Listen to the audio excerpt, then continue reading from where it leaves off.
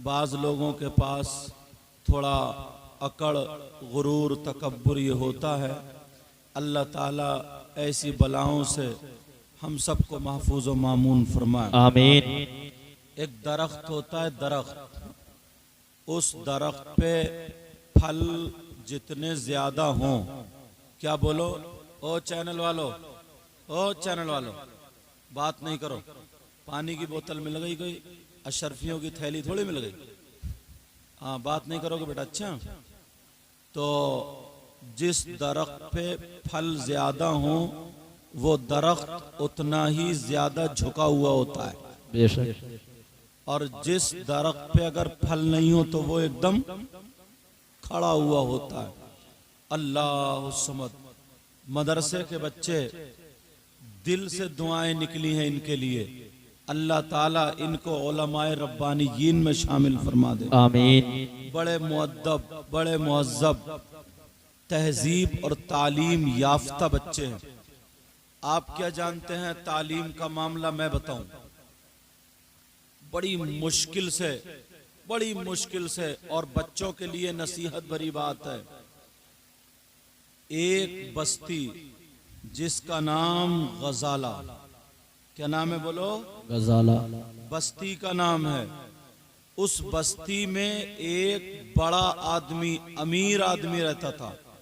उसने अपने घर पे एक आलिम साहब को, एक मौलाना साहब को पढ़ाने के लिए रख लिया। 6 किलोमीटर से वो आलिम साहब उसके घर पढ़ाने के लिए जाया करते थे, मगर एक बच्चा 9 साल का रोजाना रास्ते में खड़े होकर के उस आलिम साहिब को देखता था, उनका दीदार किया करता था। एक दिन आलिम साहब ने देखा, दूसरे दिन देखा, कई दिन के बाद कहा, बेटा तुम कौन हो, क्या करते हो, रोजाना यहाँ पर मिलते हो? अल्लाह समद। उस बच्चे ने कहा, हजरत एक मर्तबा मैंने आलिम की जबानी सुना था कि किसी आलिम का दीदार करना, किसी आलिम का चेहरा देखना, किसी आलिम से मुसाफा करना गोया ऐसा है जैसे नबी पाक से मुसाफा करना। तो मैं आपका दीदार करता हूँ, मैं आपको देखता हूँ। कहा तुम क्या चाहते हो? कहा मैं चाहता हूँ कि तालीम हासिल कर लूँ।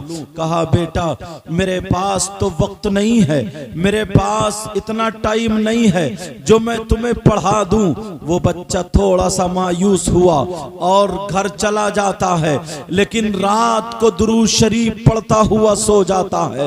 जैसे ही दुरूद शरीफ पढ़ता हुआ सोया, उसकी किस्मत बेदार हो जाती है। मेरे आका तशरीफ ले आते हैं, आमना के लाल आ जाते हैं, आका अलैहिस्सलातु वस्सलाम आ जाते हैं।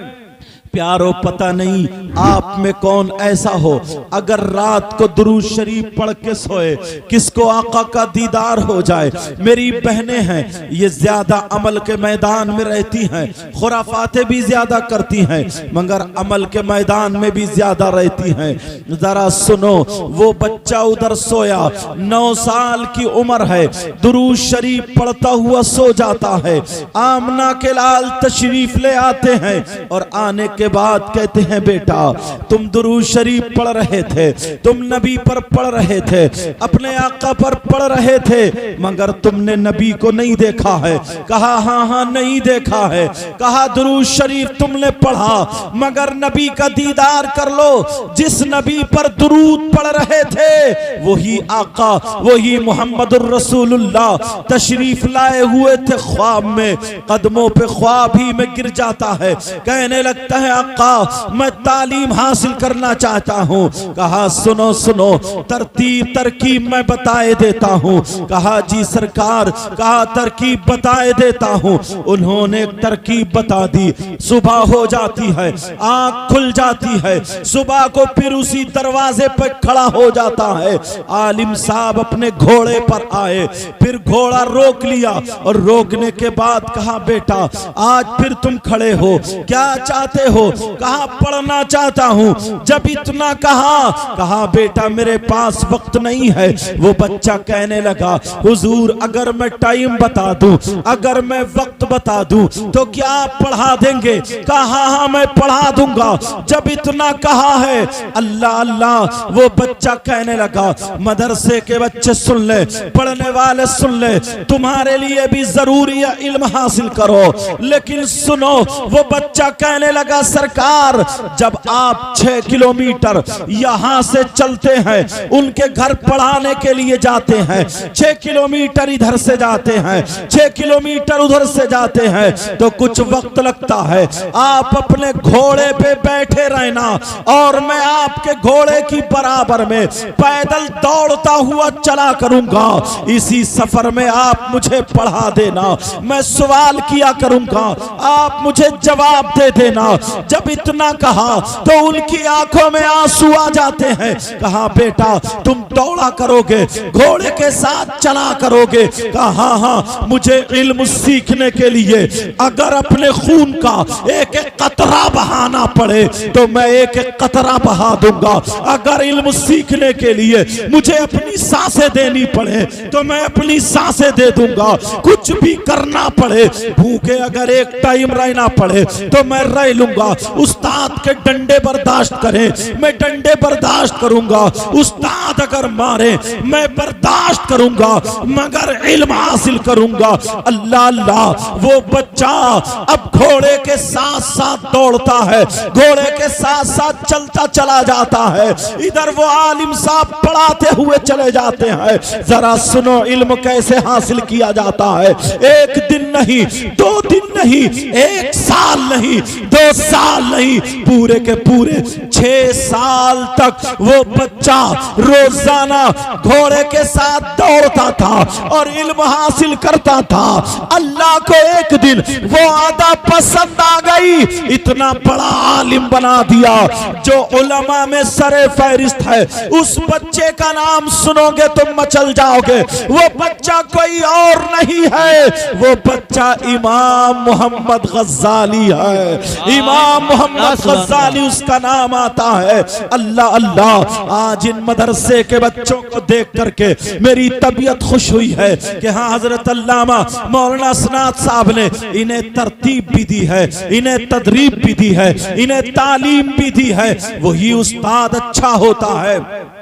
पढ़ने को तुम मुफ्ती बन जाओ, पढ़ने को तुम अल्लामा बन जाओ, पढ़ने को तुम मौलवी बन जाओ, पढ़ने को तुम आलिम बन जाओ, पढ़ने को तुम बहुत बड़े बन जाओ, मगर तुम्हारे पास अदब ना हो, मगर तुम्हारे पास सलीका ना हो, मगर तुम्हारे पास शऊर ना हो, तुम्हें उठने बैठने का ढंग ना हो, तुम्हें खाने पीने का तरीका ना हो, वो भी कोई इल्म है? वो कोई इल्म नहीं है। तुम आलिम हो, दाढ़ी कटा रहे हो, तुम आलिम हो, तेरी मेरी बहन बेटियों को तक रहे हो, तुम आलिम हो, गुंडागर्दी करते फिर रहे हो। प्यारे ये कोई इल्म नहीं है। ऐसे तो गैरों को भी इल्म हुआ करता था। अल्लाह अल्लाह, जरा गौर करो, जरा मेरे सामने आओ, सुनो।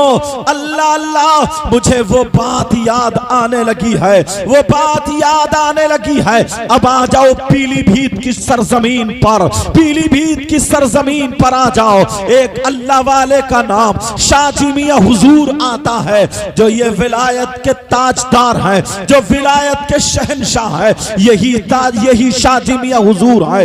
इनका मर्तबा आप इससे अंदाजा लगा सकते हैं। एक मर्तबा आप वुजू बना रहे थे, एक मर्तबा आप वुजू बना रहे थे, तालाब के किनारे बैठे हुए वुजू बना रहे थे। इन्होंने चेहरा धोया, पूरा वुजू बनाया। जब सर के मसे का नंबर आया तो चौथाई सर का मसा कर लिया।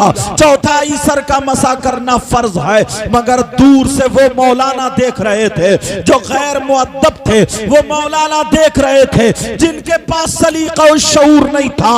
वो मौलाना देख रहे थे जिनके पास सहाबा की मोहब्बत नहीं थी, जिनके पास वलियों की मोहब्बत नहीं थी, जिनके पास नबियों की मोहब्बत नहीं थी, जिनके पास तमाम नेक सालिहीन की मोहब्बत नहीं थी। अब जरा सुनो, उन्होंने कहा चलो हम इस फकीर को देखते हैं, इसकी टांग लेते हैं, मगर क्या पता था बेटा तुम हाथ गलत जगह डाल रहे हो।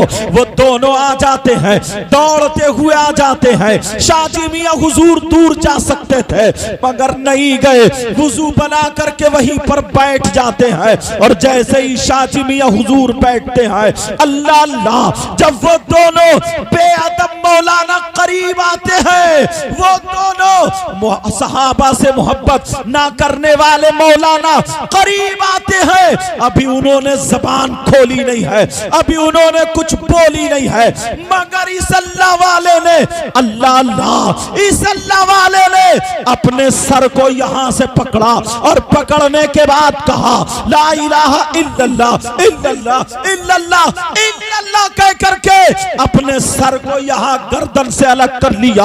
अलग करने के बाद इन्होंने तालाब में खोता दिया, फिर कहा ला इलाहा इल्लल्लाह, फिर तालाब में खोता दिया, फिर कहा ला इलाहा इल्लल्लाह, फिर तालाब में खोता दिया।